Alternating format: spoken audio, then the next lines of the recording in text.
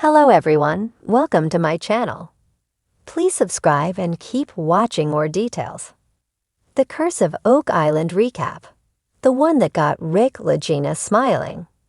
Rick Lagina said early on in this week's episode of The Curse of Oak Island that the excitement was ratcheting up a bit. But by the end it had gone into overdrive for both him and for fans. Not only did they make some huge finds in Season 5, Episode 5, and come on leaps and bounds in their bid to locate the original money pit, we also got a glimpse of some seriously exciting moments to come in next week's episode. But where is this all heading? To a vault filled with treasure or something different altogether? Here's 10 big takeaways from Season 5, Episode 5. Bone Dry, which finally left Rick with a huge grin on his face. The team really have had their work cut out trying to get to the bottom of the location of the original money pit. With so many works taking place over the decades, the area is literally riddled with holes and shafts. Add to this, as was explained in this week's episode, how so many of the records of previous works are inconsistent and often misleading. And you have one big conundrum. The team had already upped their game with the geotech drilling grid this season, but it appeared they were starting to get a bit disillusioned with the lack of significant finds. Marty also highlighted this episode that there is not an infinite supply of money.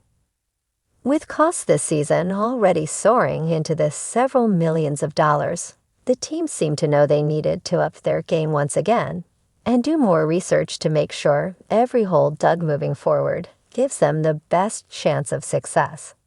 So that's just what they did. Ever since the Lagina brothers first took over the island in 2006, and since filming on The Curse of Oak Island began in 2014, this story has really centered around Rick. He is the one that was inspired by that famous Reader's Digest article back in January 1965.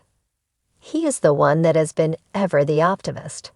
Rick said on this episode that despite the obstacles facing them in the money pit search, "I still believe we'll be successful. I still believe there's something there to be found, and that we will engage in a large-scale engineering project to recover whatever it is at great depth in the money pit, so I'm not giving up." However, the team's geotech drilling efforts were basically their last gasp in terms of searching in the money pit area. If they drilled all 40 holes and found nothing, there's not really much more they could have done, and Marty could feel the burden this was placing on Rick. He said, "I worry about my brother. Right now he's carrying the whole weight of this. He is. And I don't know how he's going to react if we dig all these holes and don't find anything. I mean, he's passionate about it, but he's got a certain reverence about it that could lead to, some really hard feelings. Not between us, but on himself."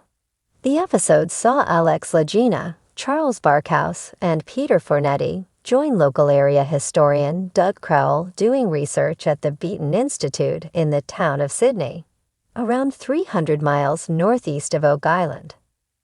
The main focus of their perusing were documents donated to the Institute by former Oak Island treasure hunter Vemstar Chappell, son of William Chappell. One of the documents was a sworn statement by Frederick Blair, who was involved in treasure hunting on Oak Island for over 60 years, including with Mr. Chappell. In the statement, he talked about T. Pearlie Putnam, who was the general manager overseeing work done on the island between 1896 and 1900, and revealed that he was the source of the legendary story about bits of gold being found on a drill bit back in the day. The statement by Blair said, "Mr. Putnam was too conservative and cautious to state publicly the important fact that when the drill came to the surface, it showed unmistakable evidence of having gone through or into gold. He did, however, make such statements in confidence to me and to a few close friends." A sworn statement means it was made under oath and is certainly intriguing, although it's obviously impossible to know its veracity. However, there was another document too, The really important document uncovered at the Beaton Institute for the team was another one which showed that the famous chapel shaft, which was dug to find the so-called chapel vault, did not in fact lead directly vertically into the ground. Rather, the bottom of the shaft ended up 10-12 feet north of where the top was, which meant it missed a very important area which may well have included the vault. Before this document was found, the Oak Island team apparently didn't realize how far north the shaft went, and so had not taken that into account when planning their initial geotech grid. So it's lucky they found it, because after rethinking their geotech grid using their new information, the team decided to dig 8 new target holes in an approximately 10 feet, 20 feet triangle area not covered in their previous grid. They hoped that first of these, a borehole marked H8, would finally lead them to the elusive chapel vault. As well as the remarkable discoveries they did end up making in H8, which we talk about below. The good news for fans is there's also something very significant about it that we already know.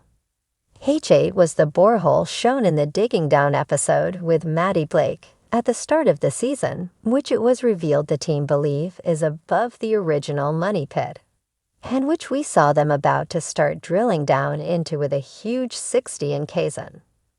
Charles Barkhouse told Rick Lagina on this week's episode, "I think I know what you're thinking. You're thinking that this hole's going to be it." It looks like he could be right. With all the excitement surrounding the money pit, even the metal detecting wizardry of Gary Drayton had to take a backseat this episode. But the discovery of a rose-headed ship spike on the so-called boulderless beach was definitely a significant find. The discovery was run past archaeologist Laird Niven, who said it was definitely from the 18th century, and that it was consistent with there being a wharf on the island at some point. But what for? Dave Blankenship joked that for a spike that size you'd need a ship the size of the Titanic, but that might have been slightly optimistic. Narrator Robert Clotworthy speculated more realistically. Could it have been a place for a pirate to offload his treasure? Perhaps 18th century privateer turned Oak Island landowner Captain James Anderson. The H-shaped borehole was set on the exact location of the drill platform of 1897, when works on the chapel shaft took place. Initially, despite Rick's positive outlook, it looked like H8 was going to be another dud. After getting down to 140/145 feet, the drill bit apparently struck something in a void, and hopes were raised briefly. But there was nothing conclusive, so Rick had to tell them to just keep on digging. At 195 feet, Rick was looking forlorn as he told Dave Blankenship, "I really had high hopes for this one. Right on the drill platform, it's crazy geologically, kind of weird. But if this hits rock and we don't find anything..." He then signaled it's over with his hand. But just as it was looking like a lost cause, geologist Terry Matheson found something amazing. Looking through the spoils from H8, Terry Matheson suddenly uncovered a tiny fragment of pottery, and then another one. As narrator Robert Clotworthy would say, pottery? At 190 feet. Later in the war room, archaeologist Laird Niven identified it as hand-painted pearlware, likely from the county of Staffordshire in England, and which was imitating Chinese porcelain. He dated it from the 1780s to the 1800s, so potentially just before the discovery of Money Pit. But it was found deeper underground than any searchers have ever dug shafts before, so how on earth did it get there? As if the discovery of pottery at 190 feet, that's more than half the length of a 100 meters running track, wasn't extraordinary enough. After looking through the spoils from between 165 feet, Terry uncovered what was initially thought could be the super dense wood lignum vitae. But Rick Lagina was left totally stunned when later, in the war room, Archaeologist Laird Niven told them he was pretty certain it was bone. Rick told Laird, "Everything I thought you were going to say. Bone, wasn't it?" Laird wasn't able to tell whether it was human or animal bone, as it was just a fragment. But then there was the sneak peek for next week's episode, which contained the ultimate teaser. A letter from St. Mary's University in Halifax revealed that there were in fact 2 bones found, and that both were found to be human. Suddenly, all the ominous-sounding previews from earlier in the season make sense. Like the pottery, this is an enormous discovery for the team. But what will it mean for their drilling efforts, and more importantly, whose bones are they this season was already delivering the goods before we got to this episode? Fans have been commenting how it seems to have a faster pace, with more happening and less recapping of previous information. Last week's episode seemed to have people starting to panic, after the most significant find was a cap gun, which used to belong to Rick Restall.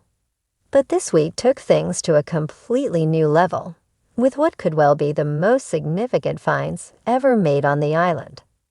The sneak peek for Season 5, Episode 6 showed more is going to be revealed about H8 as well as the bones, including the fact that they include hair and soft tissue. We also saw Rick and Marty Lagina both with big smiles on their faces after they finally reveal they think they found the original money pit. Next week can't come soon enough.